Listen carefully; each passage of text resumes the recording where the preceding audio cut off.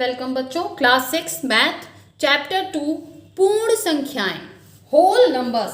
ठीक है, अब आप पहले ये बताइए इस पेड़ पर कितनी चिड़ियां हैं। आप देख रहे हैं 1 2। इस पेड़ पर कितनी चिड़ियां हैं? 1। इस पेड़ पर कितनी चिड़ियां हैं? बताइए बताइए। कोई चिड़िया नहीं है। इसको हम कैसे लिखते हैं? शून्य चिड़िया, इंग्लिश में 0। ठीक है, तो यानी कि हमें कहीं कहीं शून्य की भी जरूरत गणित में पड़ती है। जब हम प्राकृतिक संख्याओं के साथ शून्य को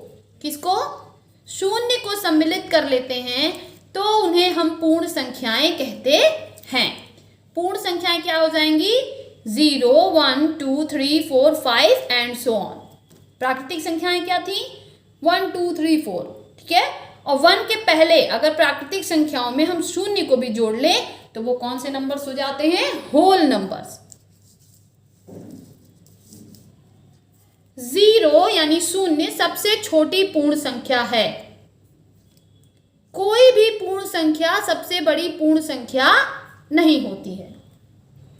संख्या रेखा पर पूर्ण संख्याओं का प्रदर्शन, इसके लिए हमें एक लाइन खींचनी होती है जिसके दोनों ओर तीर लगाने होते हैं। बराबर दूरियों पे हमें निशान लगाने होते हैं और यहाँ पे हम संख्या कहाँ से शुरू करेंगे? 0 से।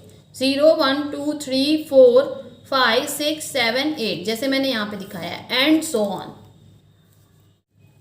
हमारा नेक्स्ट टॉपिक है, इससे बहुत से प्रश्न आते हैं, क्रमागत पूर्ण संख्याएं। क्रमागत यानी क्रम से आने वाली पूर्ण संख्याएं। ठीक है, जो क्रम से आ रही हो वो पूर्ण संख्याएं क्रमागत पूर्ण संख्याएं।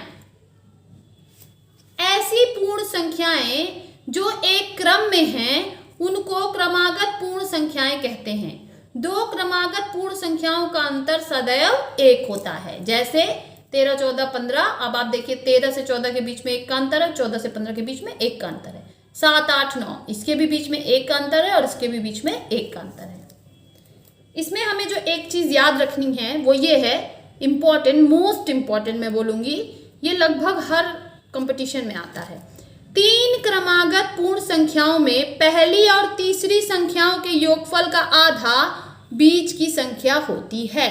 यानी फर्स्ट नंबर और थर्ड नंबर को हम ऐड कर दें और उसका हाफ कर दें तो हमें बीच वाली संख्या मिल जाती है। एग्जाम्पल देख लेते हैं। 3 क्रमागत पूर्ण संख्याओं में पहली व तीसरी का योगफल 40 है, तो संख्याएं ज्ञात कीजिए।